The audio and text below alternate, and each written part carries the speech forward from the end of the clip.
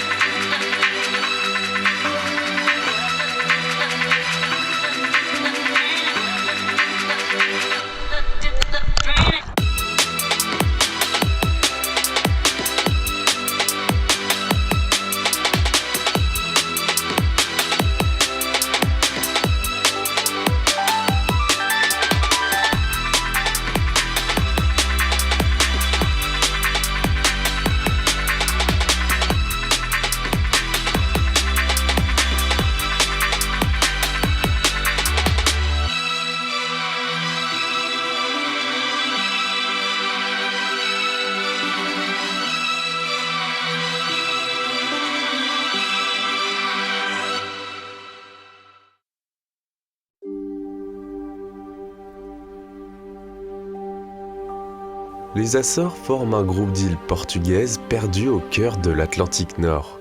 L'archipel fait partie de la Macaronésie, un ensemble d'îles volcaniques qui comprend aussi Madère, les Canaries et le Cap-Vert. Découverte par les navigateurs portugais au XVe siècle, probablement par Diogo de Silves en 1427, les Açores étaient alors totalement inhabités, à la différence des Canaries où vivaient les Guanches. Ça a mal fini pour eux, malheureusement. En 1493, au retour de son premier voyage au Nouveau Monde, Christophe Colomb effectua une escale aux Açores pour se reposer, avant son retour triomphal en Espagne. L'archipel compte 9 îles principales, réparties en 3 groupes. À l'est, São Miguel, la plus grande et la plus peuplée, et Santa Maria, l'île la plus ensoleillée. Au centre, Terceira, Faial, Pico, São Jorge et Graciosa forment le cœur historique et volcanique des Açores. Et à l'ouest, il y a Flores et Corvo, 2 joyaux isolés battus par les vents. Jeunes d'un point de vue géologique, les Açores n'abritaient à l'origine aucun mammifère terrestre, aucun reptile et aucun amphibien. Aujourd'hui encore, la noctule des Açores reste le seul mammifère endémique de l'archipel, une petite chauve-souris forestière unique au monde. Concernant les oiseaux, 2 espèces endémiques se distinguent. L'océanide de Montero, qui niche sur les îlots de Graciosa, et le bouvreuil des Açores, très localisé dans les forêts humides de São Miguel. Bon, il est temps que je vous présente l'équipe de cette expédition. Marie, alias la mare aux animaux. Elle m'a accompagné pour les expéditions en Camargue, en Suède et au Japon. C'est la graphiste officielle de la chaîne Arthropsida qui travaille dans l'ombre. Elle ne le sait pas encore à ce moment-là, mais elle risque de souffrir lors du séjour. Ah, et c'est aussi ma meuf. Le Niote, membre fondateur de la House Capelle, dont il est à l'origine. Vous avez aperçu ses jolis tétés dans les gorges de la Massane, ou encore le Poitou, un art de vivre. Lui et moi, on s'est rencontrés au bord d'une rivière, en partageant une bouteille de Poliakov quand on avait 16 ans. Il est paléobotaniste, rien que ça, spécialiste de la flore du Silurien et du Dévonien. Forcément, il adore les cailloux, et venir aux Açores était l'un de ses rêves.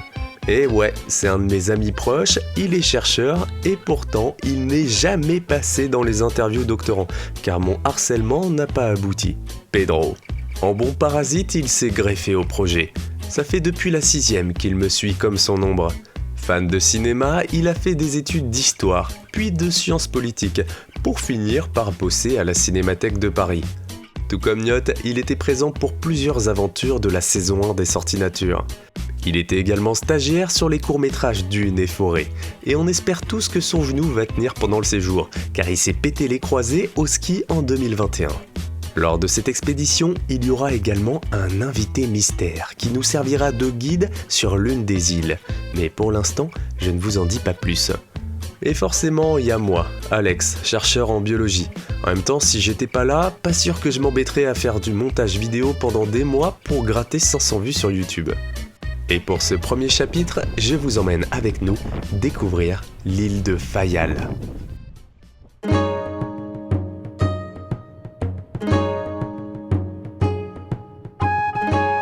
Bienvenue à Horta, la capitale de l'île de Fayal, l'une des villes les plus vibrantes et cosmopolites des Açores.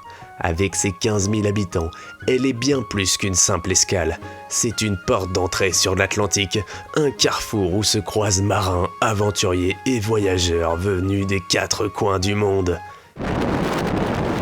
Non, sérieux, Horta est une légende vivante de la navigation transatlantique. Depuis des siècles, les bateaux traversent l'Atlantique et s'arrêtent ici pour refaire le plein de vivres et réparer leur voile avant de poursuivre leur périple. La tradition veut que chaque équipage laisse une fresque peinte sur les murs du port, une superstition censée assurer une traversée en toute sécurité. Mais le cœur battant de cette ville, c'est le Peter Café Sport, une institution incontournable. Ouvert en 1918, ce bar mythique a accueilli d'innombrables navigateurs, écrivains et aventuriers de passage. C'est un lieu chargé d'histoire où l'on peut écouter les récits de marins ayant bravé les océans. Ou alors on peut juste boire une pinte avec ses fratés.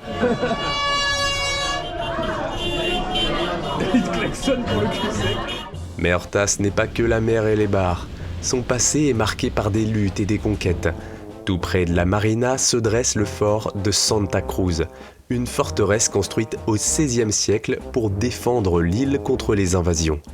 C'est ici que le roi Pedro IV du Portugal a élevé Horta au rang de cité, marquant son importance stratégique.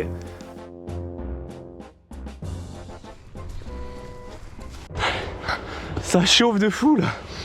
Je suis en nage. À seulement quelques minutes à pied du centre de la ville, il y a un relief singulier qui a immédiatement attiré notre attention. Monte d'Aguila, un ancien cône volcanique aujourd'hui couvert de verdure, qui semble veiller sur la ville et sa baie. Facilement accessible, son sommet offre l'un des panoramas les plus spectaculaires de l'île de Fayal. De ce point de vue, on embrasse d'un seul regard Horta et les eaux turquoises de la baie de Porto Pim. D'ailleurs, cette baie abritée a longtemps été un refuge naturel pour les marins et les pêcheurs. Autrefois, elle fut un carrefour important de la chasse à la baleine, une activité aujourd'hui révolue. On aura l'occasion d'en reparler. Ça souffle de fou. Waouh. Monte d'Aguila, c'est aussi un lieu de spiritualité. Au sommet trône la chapelle de Nossa Senhora d'Aguila, érigée en hommage aux marins et aux voyageurs. Un lieu empreint de sérénité, où l'on vient contempler l'infini de l'Atlantique et sentir le vent chargé d'embrun raconter l'histoire de cette île au cœur des Açores.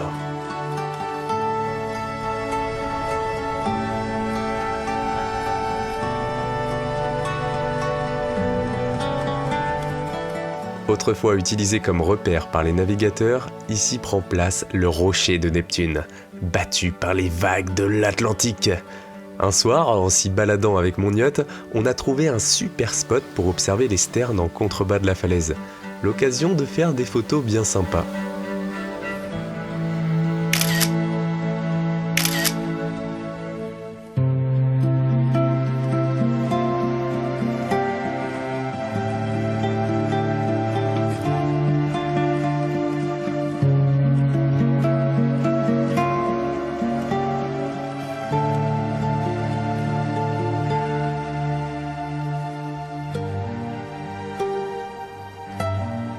À la tombée de la nuit, avec Marie, on est allé se faire une petite balade en bas d'une falaise. C'est alors qu'on a entendu des bruits très étranges. Attends, ouais, mais faut pas qu'on fasse de bruit. Franchement, les Bush Babies en Tanzanie, c'était très flippant, mais là, c'était vraiment what the fuck. C'est à l'aide de BirdNet que j'ai réussi à identifier le responsable de ces bruits étranges. Il s'agit du puffin cendré, qui revient près des falaises à la tombée de la nuit, emplissant l'air de vocalises gutturales qui résonnent dans l'obscurité. Le puffin cendré, appelé cagaro localement, est un oiseau marin emblématique des Açores. Il appartient à la famille des Procellariidae, tout comme les pétrels et les fulmars. Avec une envergure pouvant atteindre 1,30 m, c'est un excellent planeur, exploitant les vents marins pour parcourir de longues distances avec un minimum d'effort. Ce migrateur infatigable passe l'hiver dans l'Atlantique Sud avant de revenir se reproduire sur les îles du nord-est de l'Atlantique, principalement aux Açores, à Madère et aux Canaries.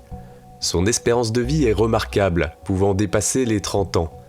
Strictement pélagique en dehors de la saison de reproduction, il se nourrit en plongeant dans l'eau, capturant poissons et céphalopodes grâce à son bec puissant. Environ 75% de la population mondiale niche aux Açores, faisant de cet archipel un bastion essentiel pour l'espèce.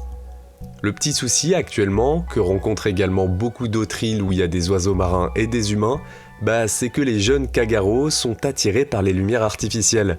Ils se retrouvent alors désorientés et incapables de regagner l'océan. Pour y remédier, la campagne SOS Kagaro, lancée en 1995, mobilise chaque année des volontaires qui sillonnent les routes pour secourir ces naufragés. Une action cruciale pour préserver le puffin cendré, véritable sentinelle de l'écosystème marin. Je vous encourage d'ailleurs à aller visionner cette vidéo sur le sujet. Ces jeunes Kagaro, encore en apprentissage des subtilités de la navigation céleste, se retrouvent désorientés, attirés par les artifices lumineux qui percent l'obscurité.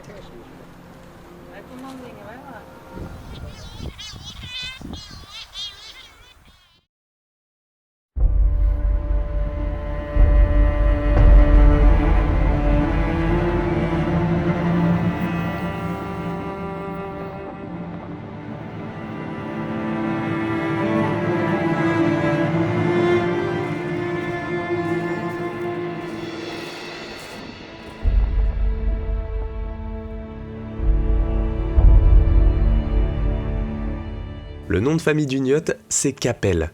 On est d'ailleurs tous issus d'une longue histoire de sororité, la Hauskapelle. Alors forcément, quand on a appris l'existence d'un site naturel nommé en l'honneur du niote, on s'est directement rendu là-bas.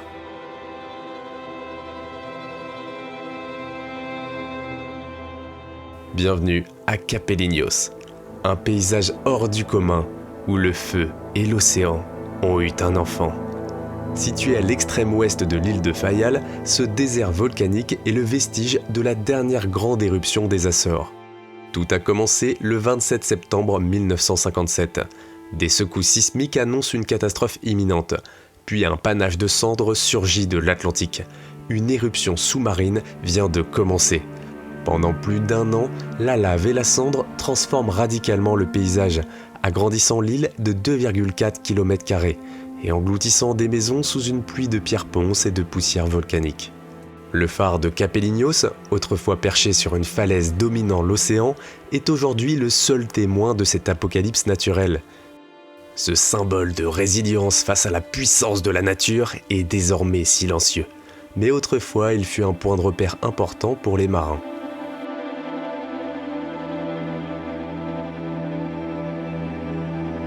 Vous allez le constater avec le reste de l'expédition, mais Capeliños offre un contraste saisissant avec le reste de l'île.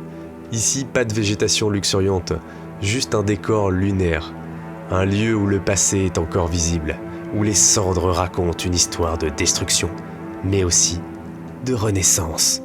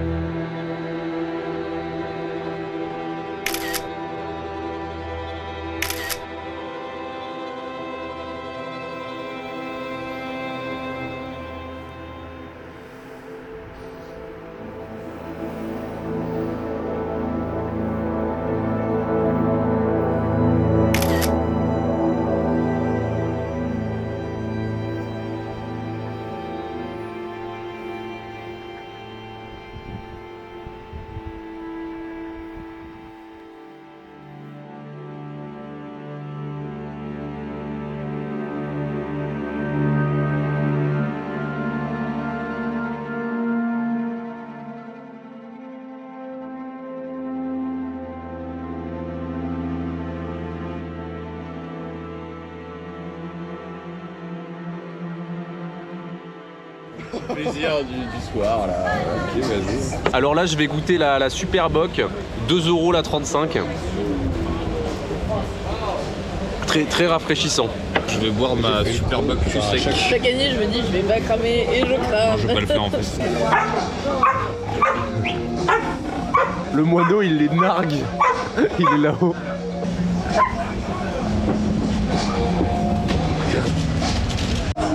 Tu sais, il ne regarde même pas, c'est le moineau quoi. What the fuck? Mais ils vont le bouffer, hein. J'avoue que je préfère. Mais tu vois, moi ce qui me fume, et ils l'ont raté, il est là. Moi ce qui me fume, c'est que le moineau, pour lui aussi c'est un jeu, parce que sinon, le moineau il se barre, tu vois, genre. Tu crois qu'ils veulent vraiment le choper? Je pense que s'il l'attrape, le moineau est mort. Hein. Ou alors ils sont potes, mais. C'est bien, c'est bien. Regarde.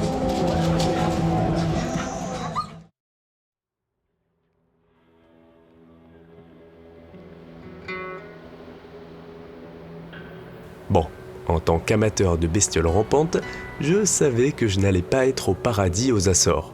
On compte 2 espèces de reptiles et 2 espèces d'amphibiens introduites sur tout l'archipel. Mais du coup, pourquoi? Pourquoi les Açores, cet archipel luxuriant, ne possèdent-elles ni reptiles ni amphibiens autochtones? Tout simplement parce qu'elles sont trop jeunes à l'échelle géologique. Formées par le volcanisme il y a seulement quelques millions d'années, elles n'ont jamais été rattachées à un continent. Cela signifie que leur faune et leur flore ne sont pas issues d'une ancienne terre-mère, mais sont arrivées par la mer ou les airs. Les oiseaux, capables de parcourir de grandes distances, ont été parmi les premiers colonisateurs. Les graines et les insectes, transportés par le vent ou accrochés à la végétation dérivant sur l'océan, ont eux aussi trouvé leur chemin jusqu'aux Açores. Mais les reptiles et les amphibiens, eux, n'ont jamais réussi à franchir cette immense barrière d'eau. Contrairement aux insectes ou aux oiseaux, les amphibiens ont une peau perméable et ne supportent pas l'eau salée, ce qui les empêche de survivre à une longue traversée océanique. Quant aux reptiles, s'ils sont plus résistants, ils dépendent souvent de courants marins ou de radeaux naturels pour voyager, et aucun n'a eu la chance d'atteindre ces îles isolées avant l'arrivée des humains. Les Açores sont un laboratoire où le vivant s'est développé dans un isolement total. Ce n'est qu'avec l'exploration humaine que certains reptiles et amphibiens ont été introduits accidentellement et ont su s'adapter à ce nouvel environnement. Et sans trop de difficultés, nous avons observé ces étrangers à de nombreuses reprises. Je vous présente le lézard de Madère, Thera dougesi, seule espèce du genre Thera, de la famille des Lacertidae. L'espèce est endémique de l'archipel de Madère, donc pas si loin d'ici. Aux Açores, ce lézard s'est naturalisé après une introduction involontaire par le commerce maritime entre les 2 archipels. L'espèce est très commune sur les côtes maritimes, c'est principalement là que j'ai eu la chance de l'observer. C'est un lézard très peu farouche qui se laisse facilement approcher. Bon alors là typiquement on a un mur de roches volcaniques. Alors ça va être l'endroit spécial.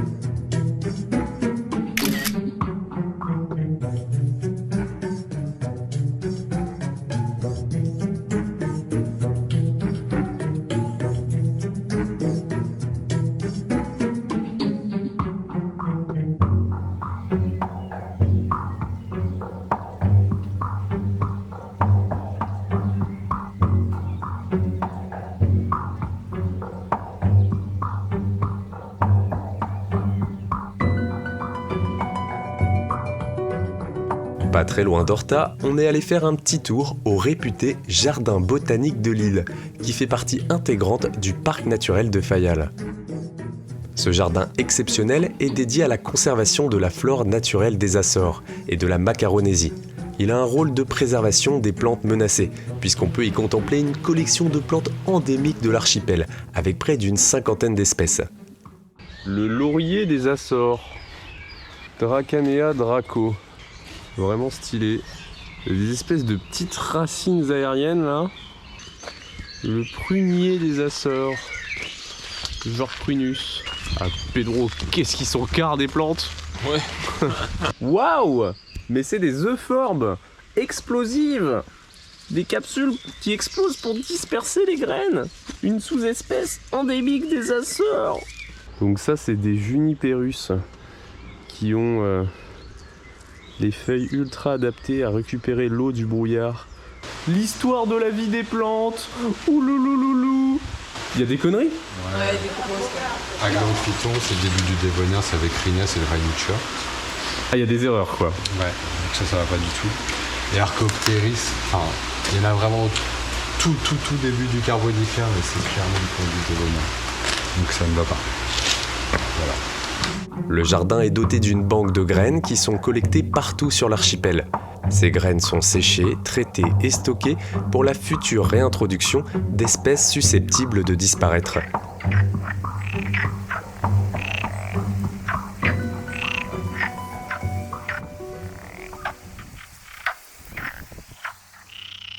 Tadam ! La grenouille de Pérez abonde dans les différents plans d'eau de tout l'archipel. C'est une espèce du genre Pelophylax, appartenant au grand complexe des grenouilles vertes. Je vous redirige vers cette vidéo dédiée aux amphibiens, dans laquelle je vous parle du gros bordel du complexe grenouille verte. Dans son aire d'origine, la grenouille de Pérez se rencontre dans la péninsule ibérique et dans la moitié sud de la France.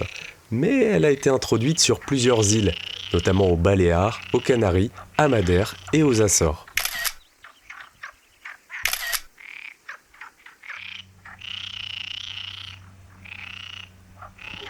Alors là, il y a un pan qui était au milieu de la route, il vient de se casser à droite. Ah mais il y en a un deuxième, là, il y a la femelle. Il y a la femelle pan. C'est lui qui est venu ou c'est toi qui as mis ton pied sous lui? Non, c'est lui qui a mis sa tête sur... Alors à la base, je voulais le caresser, moi. Il a essayé de me mordre et de me griffer, et maintenant, il a sa gueule sur ma chaussure. Il a vu trop mal passer, je crois. Tu fais comment? Bah, tu restes là.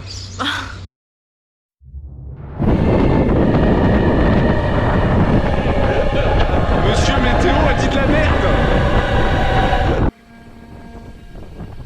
En quête d'altitude, nous avons décidé d'aller faire un tour le long du cratère du volcan Caldera, la plus grande structure géomorphologique de l'île de Fayal.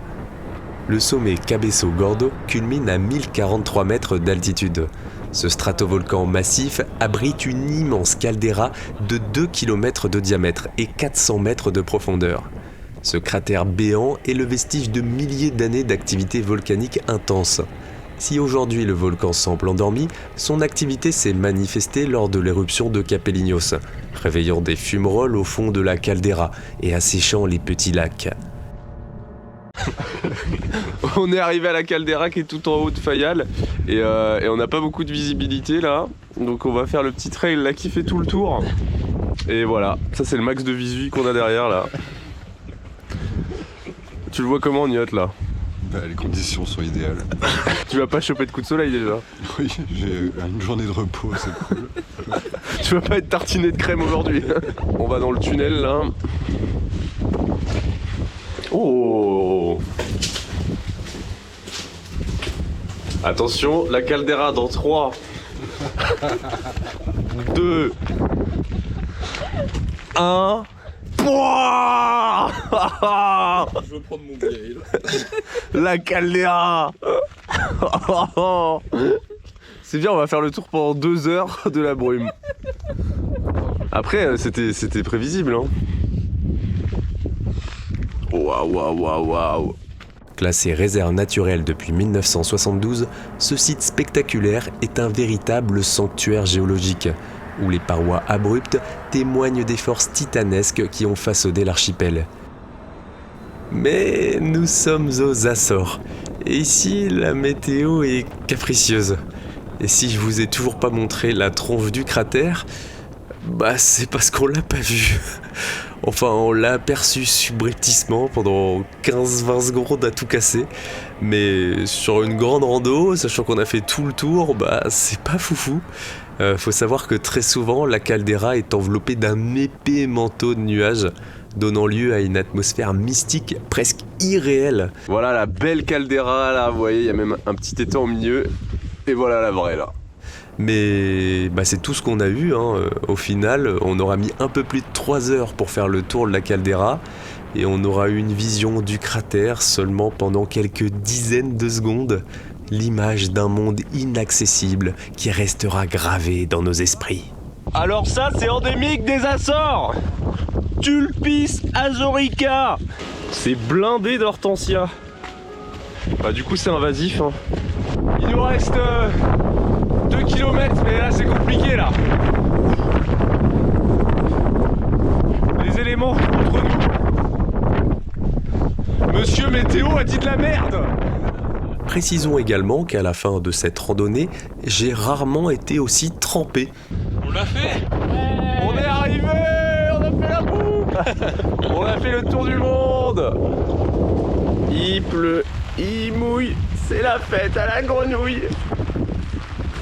Les vaches.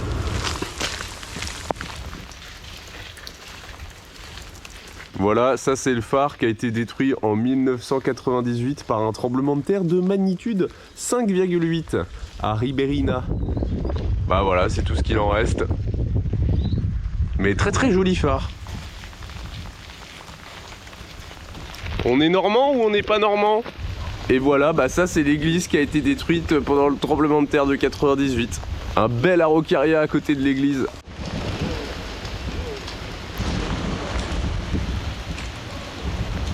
Il y en a combien?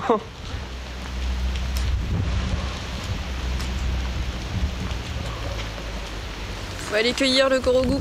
Un corogou? Ouais. Après t'as une noix corogou? Ouais, c'est ça. T'as une noix corogou. On n'est pas normand?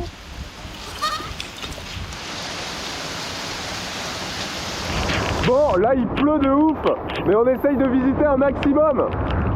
Derrière moi, il y a des super belles falaises. Et c'est dommage qu'il pleuve trop, je peux pas prendre en photo les oiseaux qui nichent. Waouh. Je suis normand, mais ça fait beaucoup là.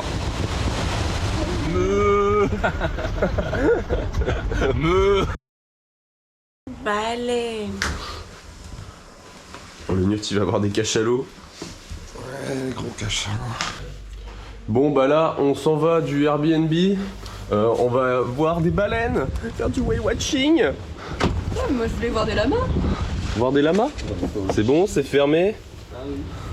Let's go. J'ai la liste des espèces en tête qu'on peut voir potentiellement. Il y a du cachalot, qui est l'espèce un peu la plus commune aux Açores. Enfin, la plus commune, la plus emblématique du moins. Après, on peut voir la baleine bleue, on peut voir le rorqual commun, le rorqual de mink, bien sûr le mégaptère, la baleine à bosse. On peut voir quoi d'autre? On peut voir des baleines de Cuvier, on peut voir des dauphins, grands dauphins bleus et blancs, des orques, des marsouins communs. Enfin bon, il y a un paquet, je crois qu'il y a 25 espèces qu'on peut voir à peu près. Il y a le lion. Il y a le lion, On peut voir le lion, le lama. le tigre, la dent de sabre, le smélodon. Panorama. Donc voilà, on va essayer de voir tout ça. On va essayer de pas dégueuler sur le bateau. Parce que... Regardez les abonnés, Il y c'est a le un premier peu de- rayon de soleil du séjour. Et toi, la dernière fois qu'on t'avait vu, c'était dans les gorges de la Massane.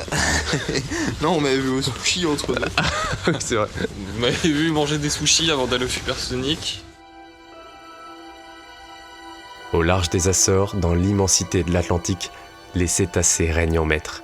Mais il y a encore quelques décennies, ces eaux n'étaient pas du tout un sanctuaire pour eux, mais plutôt une zone à éviter. Pendant plus d'un siècle, les Açores ont été une plaque tournante de la chasse à la baleine. Tout commence au XIXe siècle, lorsque des baleiniers américains s'arrêtent ici pour profiter de la richesse en cétacés. Rapidement, les Açoriens, pêcheurs aguerris, adoptèrent les méthodes américaines et développèrent leur propre industrie baleinière. À Horta, nous avons visité l'ancienne usine de transformation des cachalots, Fabrica da Baleia de Porto Bim, aujourd'hui reconvertie en musée. Là, on se trouve dans une ancienne usine de valorisation des cachalots qui étaient chassés et tués pendant la grande époque de la chasse à la baleine aux Açores. Et cette ancienne usine, elle a été valorisée maintenant sous la forme d'un musée sur la chasse à la baleine. Donc c'est super intéressant, ils expliquent comment ils chassaient le cachalot, comment ils les repéraient, et également comment ils les valorisaient. Ils étaient un peu dépecés dans tous les sens. Et puis derrière, après, ils valorisaient la viande, les os, l'huile surtout, ce qu'on trouve dans le spermaceti, mais également l'ambre gris. Donc c'est assez intéressant. intéressant. Et là derrière moi, à côté de Marie, c'est la baie justement où ils ramenaient les cachalots à Horta. Ils les ramenaient directement via une rampe dans l'usine et puis derrière ils faisaient tout le travail de dépeçage, etc. On va vous mettre des images un petit peu du musée, mais c'est vraiment cool. Au moins qu'ils aient valorisé cette usine qui fait partie du patrimoine de Fayal. Donc c'est super cool. Bon, on a profité pour visiter là parce que derrière il y a un peu un temps éclaté au sol. Il pleut bien. J'ai pas envie d'aller dehors.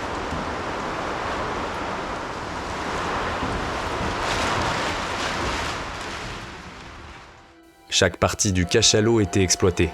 La graisse transformée en huile pour l'éclairage et l'industrie, la chair pour se nourrir, les os et les dents sculptés dans un art traditionnel appelé scrimshaw, et même l'ambre gris prisé en parfumerie. Faut savoir qu'aux Açores, la chasse au cachalot, c'était l'une des principales sources de revenus, et c'était une activité plutôt dangereuse. Sur de simples pirogues en bois, armées de harpons, les hommes s'attaquaient à des géants pouvant peser jusqu'à 50 tonnes, une traque aussi brutale que périlleuse. C'est à la fin du XXe siècle que tout bascule. Avec la prise de conscience écologique et la signature du moratoire sur la chasse à la baleine en 1986, la tradition de la chasse au cachalot s'éteint définitivement aux Açores. Et c'est plutôt une bonne chose. Je crois qu'il y a des pays qui devraient prendre exemple là-dessus. Il y a bien longtemps, bien avant les harpons et les baleiniers, les Açores portaient déjà la trace d'anciens géants marins. Au détour des vitrines du musée, une découverte inattendue attire notre attention. Les fossiles de Tusciziphus atlanticus. Ce cétacé, aujourd'hui disparu, appartient à la famille des Ziphiidae, les baleines à bec. Il a été découvert dans les sédiments marins autour des Açores et du Portugal. Cette espèce vivait il y a plusieurs millions d'années, au Miocène supérieur, et possédait un bec allongé ainsi que des adaptations similaires à celles des Ziphiidae actuelles, capables de plonger à plusieurs centaines de mètres pour se nourrir de calmars. Ce qui est intéressant, c'est que plutôt que de disparaître, le savoir-faire des Açoriens s'est transformé. Aujourd'hui, les anciens baleiniers ne traquent plus ces géants pour les harponner, mais pour les admirer. L'archipel des Açores est devenu l'un des endroits les plus incroyables au monde pour l'observation des cétacés. Et c'est exactement ce que nous avons fait lors de cette sortie en mer. Newt est vraiment effrayé par la houle. Il a vraiment pas le pied marin. Donc j'espère que ça va le faire pour lui. Bon, apparemment ils ont vu des baleines bleues hier. Ce serait vraiment ouf qu'on voit des baleines bleues. Mais voilà, on n'est pas sûr d'en voir. À cause de Newt encore une fois. Et il y a aussi Marie et son copain derrière. On est ensemble maintenant.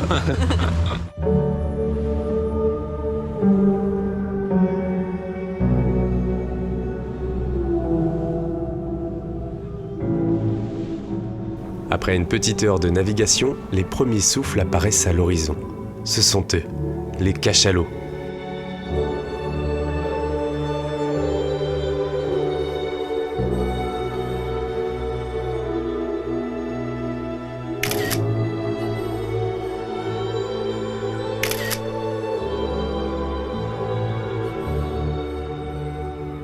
Nous avons eu la chance d'observer un petit groupe pendant près de 30 minutes, dans un décor absolument incroyable, avec l'île de Pico et son sommet imposant en toile de fond.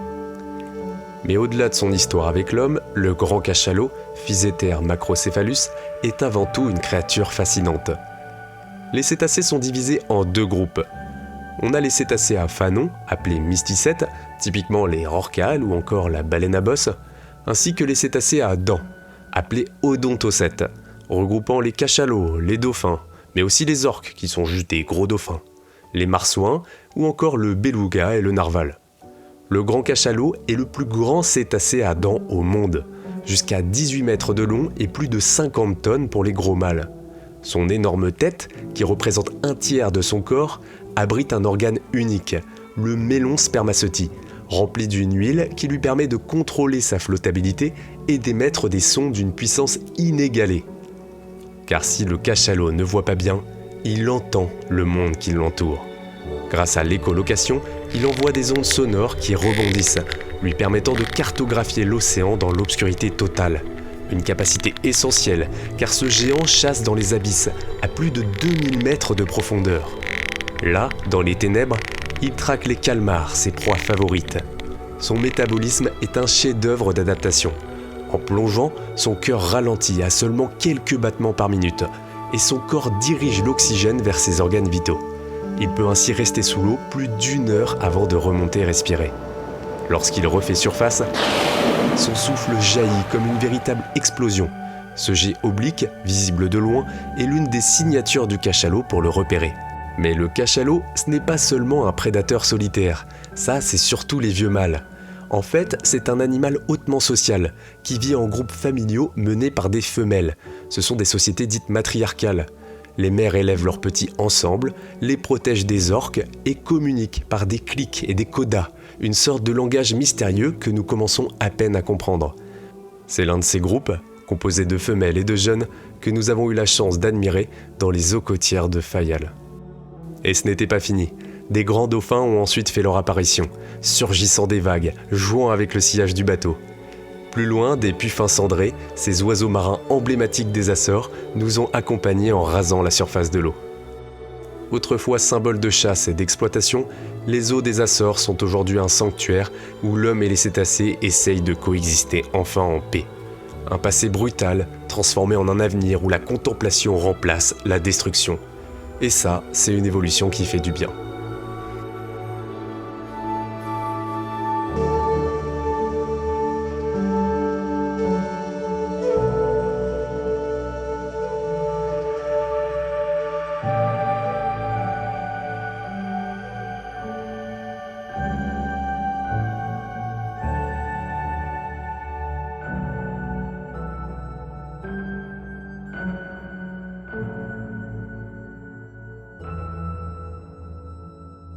Explorer l'île de Fayal, c'était génial. Mais avant de nous envoler pour une île éloignée, il nous restait un défi à relever juste en face.